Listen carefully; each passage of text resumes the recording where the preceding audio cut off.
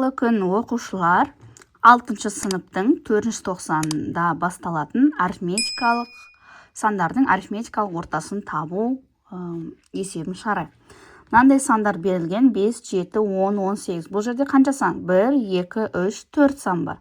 Яғни арифметикалық ортасын табу үшін біз осы сандарды қосып, 5 қосу 7 қосу 10 қосу 18 бөлеміз. Қанша сан бар? 4 сан бар. 4-ке бөлеміз. Алымында қосылғыштардың қосындысы 40, бөлімінде 4. Сонда 40-ты 4-ке бөлсек болады 10.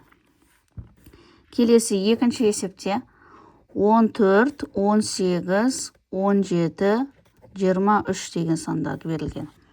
Енді осы жерде барлық сандарына x сызықшамен бұл арифметикалық ортаның белгіленуі. Үлкен x және сызықша үстінде. Бұл жерде 14 қосу 18 қосу 17 қосу 23.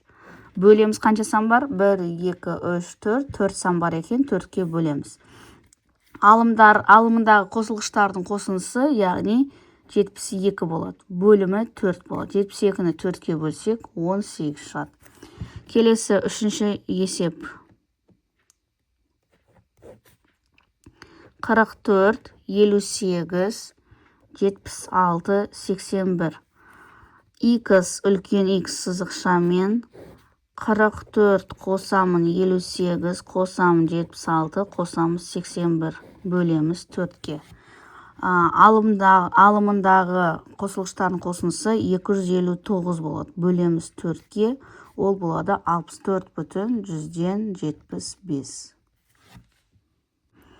Төртінші мысалда 3, 6, 12, 10, 9 деген сандар берілген. Яғни 3 қосамыз 6, қосамыз 12, қосамыз 10, қосамыз 9.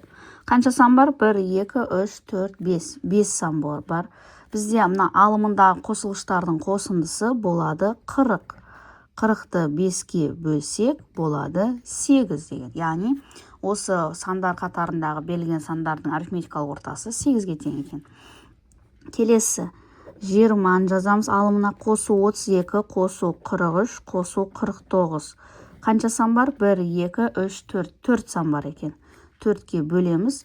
Алымындағы қосылғыштардың қосындысы болады 144. Бөлеміз 4, ол тең болады 36.